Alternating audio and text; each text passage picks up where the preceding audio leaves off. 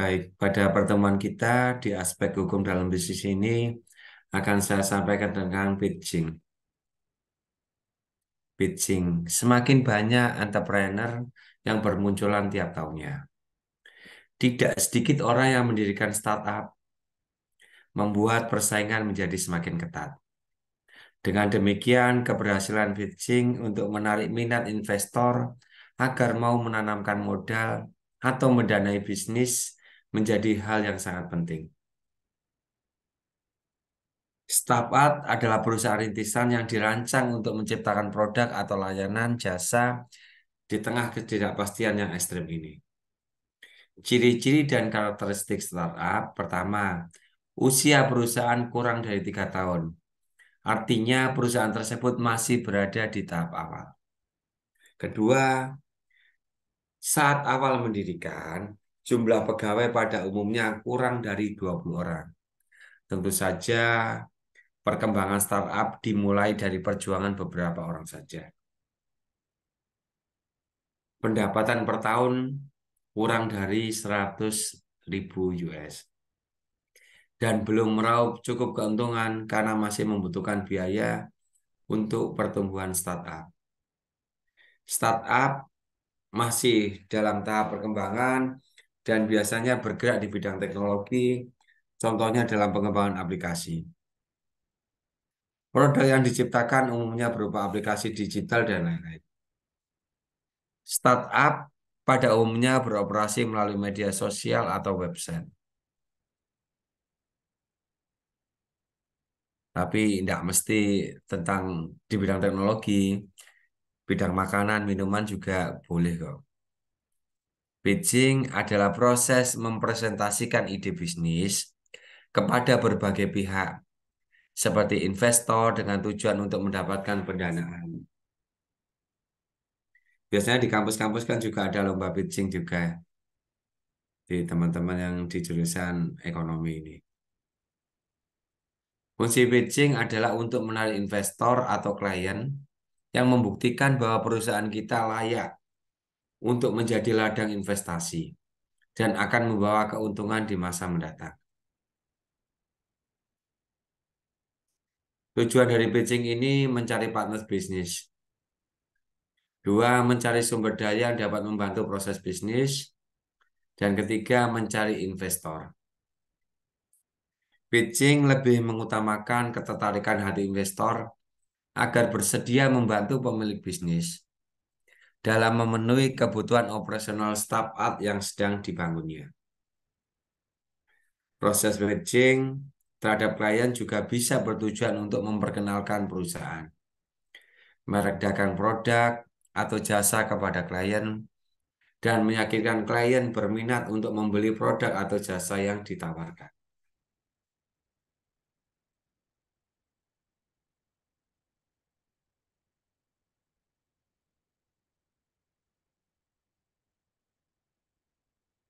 Pentingnya pitching dalam bisnis, yang pertama, untuk mengamankan sumber daya. Pitching sangat berkaitan dengan upaya mendapatkan sumber daya seperti dana awal. Hal ini tidak lepas untuk bisa menemukan investor yang cocok dan bisa menjadi pemodal Ventura atau biasa disebut malaikat bisnis. Dua, untuk menunjukkan kemampuan kita dalam membangun sebuah bisnis. Pitching yang sukses tidaknya menampilkan lebih dari 3 keterampilan penting, yaitu komunikasi, kemampuan riset, kemampuan pemecahan masalah, kreativitas, dan berbicara di depan umum. Ketika kita akan menunjukkan kemampuan tersebut dengan baik, maka peluang untuk meyakinkan para investor akan semakin terbuka lebar. Tiga, meningkatkan relasi atau networking. Ketika para pengusaha melakukan pitching di hadapan para investor, di saat bersamaan inilah kita bisa memperluas networking kita. Perbedaan antara pitching dan presentasi biasa. Pitching ini bukan hanya tentang diri kita, tapi tentang koneksi. Pitching tidak sekedar memaparkan ide bisnis kepada orang lain, adanya tujuan untuk mendapatkan dukungan. Jika presentasi adalah tentang memberi informasi, maka pitching adalah tentang koneksi. Pesan yang disampaikan harus dapat terhubung dengan orang yang ingin kita pengaruhi, seperti investor, audiens, dan calon pelanggan. Oleh karena itu, cara berbicara, kejelasan memasarkan visi dan misi, dan cara mempengaruhi audien membuat pitching berbeda dengan presentasi. Dua, pitching bersifat persuasif dan inspiratif. Adanya usaha untuk bisa mendapatkan koneksi membuat pitching bersifat persuasif. Hal ini berhubungan dengan cara kita agar bisa meyakinkan berbagai pihak terhadap ide-ide yang disampaikan. Kita berada di hadapan banyak orang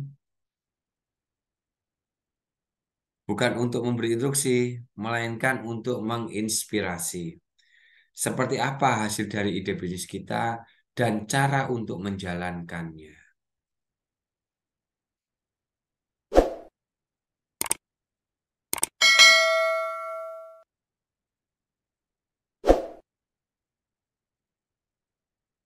Menurut Josh and Blance tahun 2007, untuk mendapatkan klien antara lain adalah ada referral. Referral adalah klien baru yang didapatkan dari rekomendasi pihak ketiga. Ada solicitation, usaha untuk mendapatkan klien baru dengan mengajukan pitching proaktif pada calon klien.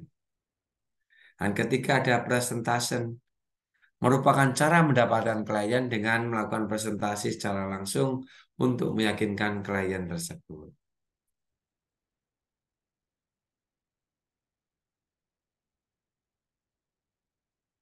Keempat, ada image dan reputation. Klien baru bisa kita dapatkan karena penghargaan-penghargaan yang telah diperoleh perusahaan atau bisnis yang kita kembangkan. Citra dan reputasi atau image dan reputation tersebut membuat calon klien tertarik dan percaya.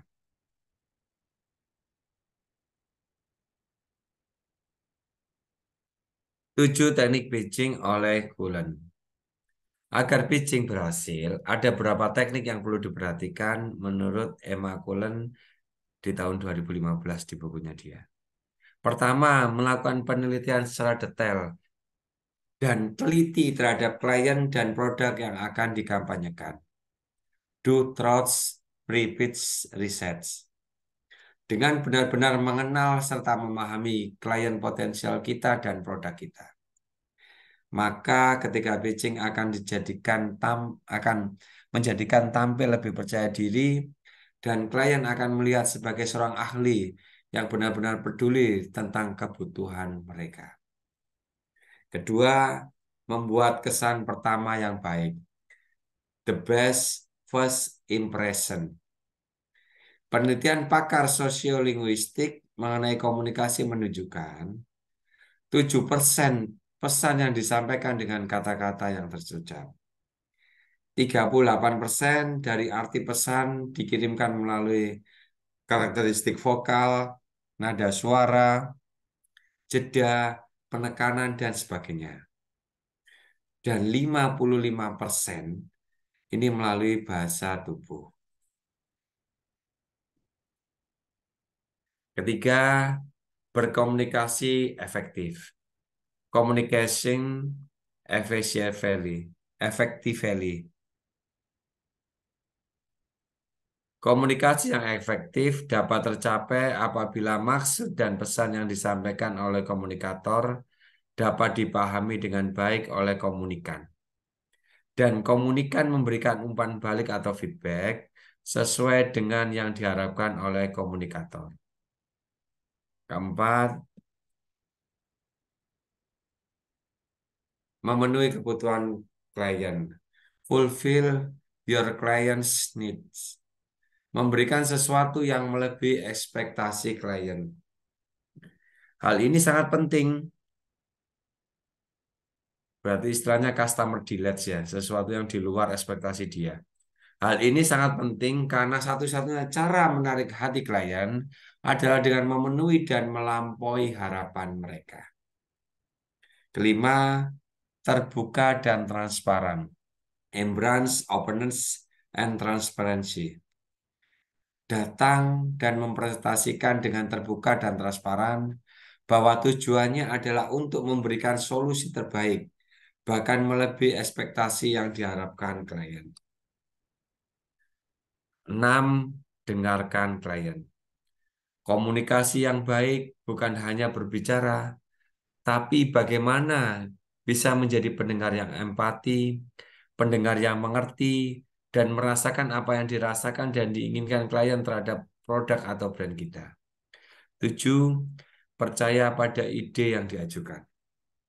Dengan percaya ide-ide yang diajukan, maka menjadi salah satu alasan klien untuk percaya pada kemampuan kita.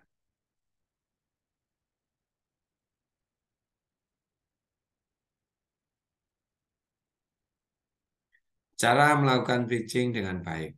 Nomor satu, ketahui siapa audiens kita.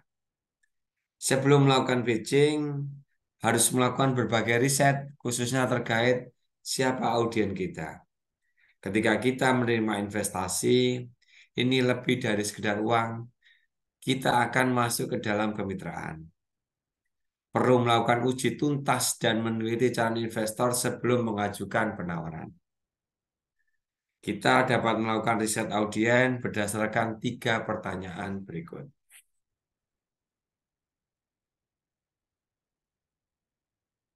Pertama, industri apa yang mereka investasikan? Beberapa perusahaan atau investor berfokus pada sektor tertentu. Contoh di bidang teknologi, pendidikan.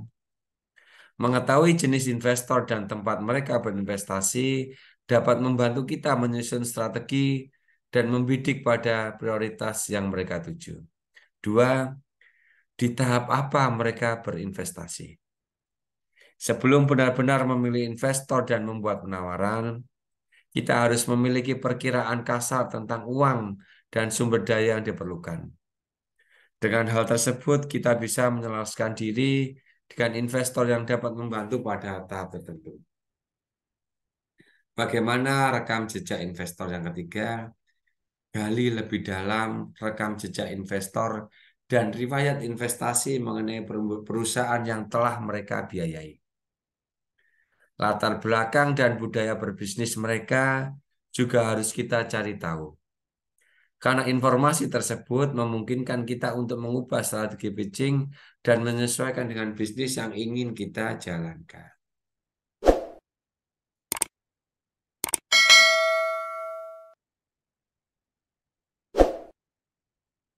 Yang kedua, persiapkan pitching deck dengan baik. Pitching deck adalah slide presentasi yang berisi deskripsi bisnis, ide, dan potensi bisnis yang ingin dijalankan. Terdapat beberapa bagian yang harus dipastikan ada dalam pitching deck, yaitu introduction, pengenalan mengenai informasi dasar dari bisnis kita.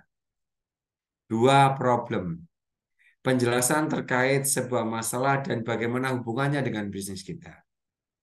Ketiga, solution, bagaimana ide dari bisnis dapat menjadi solusi atas masalah tersebut. Keempat, produk, informasi mengenai rincian produk atau layanan dari bisnis. Dan terakhir adalah validation, penjelasan mengenai adanya bukti terkait produk dan pengembangannya sehingga dapat meyakinkan investor. Tim, slide mengenai tim yang mengelola produk dan bisnis kita. Competition, penjelasan mengenai kompetitor dari bisnis kita. Financial projection, detail mengenai biaya untuk menjalankan dan mengembangkan bisnis serta produk untuk beberapa tahun ke depan. The ask, pertanyaan ya, informasi yang menciptakan pertanyaan dan memunculkan negosiasi. Yang ketiga, jelaskan produk dan layanan kita. Banyak orang yang melakukan pitching terlalu sibuk dengan ide bisnis, sehingga mereka gagal membicarakan produk dan layanan yang akan diberikan bisnis tersebut. Investor cenderung berpikir tentang bagaimana mereka akan mendapatkan untung dari berinvestasi dalam produk yang akan dengan jual.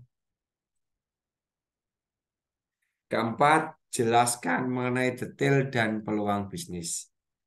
Pada saat melakukan pitching, kita juga harus bisa menjelaskan tentang bisnis kita secara detail, seperti pangsa pasar kita, rencana kita untuk menarik dan mempertahankan pelanggan, bagaimana kita dapat menciptakan solusi di hambatan di persaingan usaha ini, terus bagaimana rencana kita memperjuangkan bisnis dan menghasilkan pendapatan, serta jumlah investasi modal yang dibutuhkan.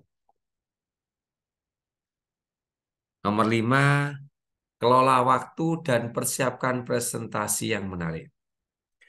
Bagi setiap poin-poin presentasi dengan jatah waktu yang sesuai. Misalnya, memberikan jatah waktu yang cukup pada saat penjelasan produk. Dengan membagi setiap waktu presentasi dengan tepat, bisa membuat kita merasa nyaman dan tidak terkesan terburu-buru. Dan jangan lupa, buat deck presentasi yang menarik.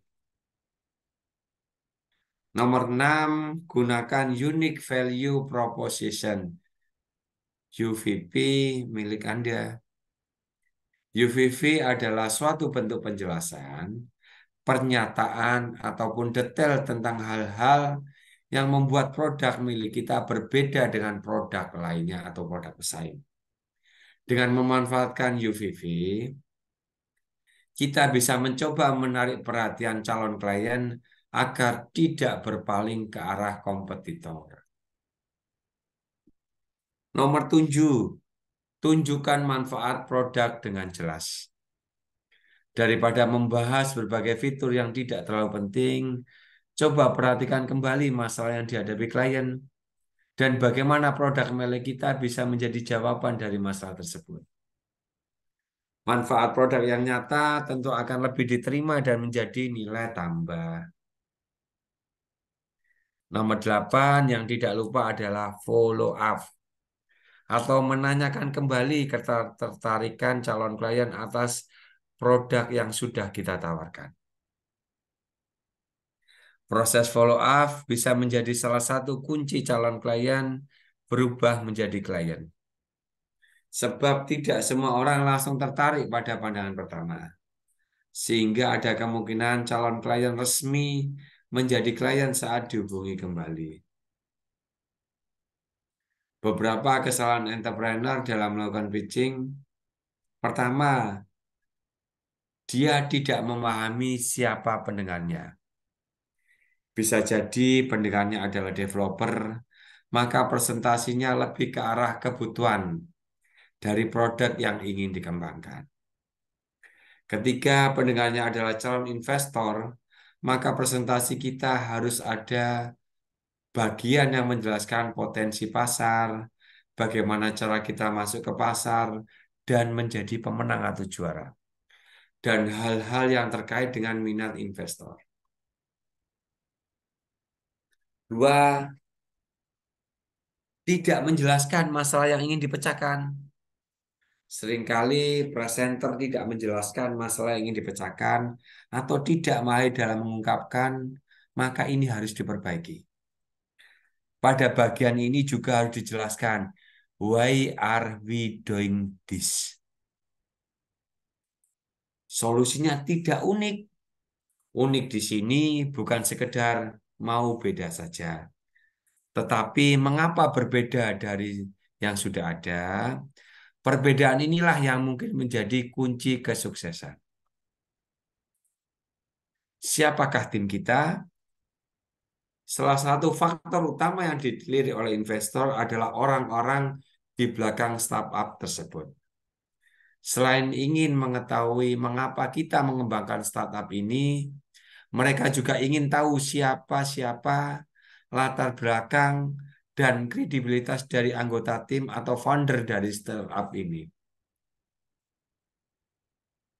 Gagal pitching adalah biasa. Semua startup pasti pernah mengalaminya. Tidak semua startup akan berjalan mulus dalam melakukan pitching untuk menarik investor supaya berinvestasi pada perusahaan. Contoh startup bernama Happycar yang merupakan platform digital penyedia on-demand service perawatan serta perbaikan kendaraan bermotor dengan Nur Hidayanto sebagai foundernya.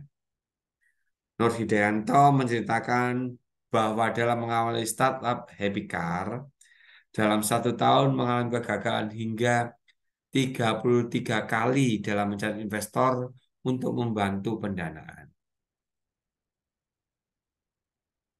Kita bisa melakukan pitching dengan 3 syarat, memorable, itu mudah diingat ya, clear, jelas, dan inspires action, dengan tindakan-tindakan yang menginspirasi. Kunci dari pitching ini adalah bercerita. A great story akan selalu diingat oleh siapapun pendengarnya. Strategi pitching ada top down dan bottom up. Top down dengan cara top down dapat mengeluarkan peluang-peluang yang diinginkan dalam bentuk data. Di sini wirausahawan dapat menarik perhatian investor dengan mempertanyakan besar pasar dan meminta pasar yang menjanjikan. Bottom up ini lebih penting pada cerita produk. Wirausahawan dapat menemukan alasan dalam menciptakan produk dan masalah apa yang dapat kita selesaikan dengan produk startup yang ditawarkan. Top down ini lebih fokus pada estimasi pasar dan untung. Ya, top down lebih fokus pada estimasi pasar dan keuntungan bagi investor sehingga investor itu tertarik. Menarik hati investor selama 30 detik diawali pitching sangatlah penting. Pitching biasanya berdurasi 10-20 menit atau dapat menjadi pertemuan yang lebih panjang apabila terdapat interupsi sehingga membutuhkan waktu lebih lama. Biasanya klien membutuhkan jangka waktu yang lama untuk membuat keputusan dalam membeli suatu produk atau jasa. Oleh sebab itu, tingkat keberhasilan pitching harus diukur demi mengoptimalkan sumber daya yang digunakan pada proses tersebut. Terima kasih. Barakallahu fiik.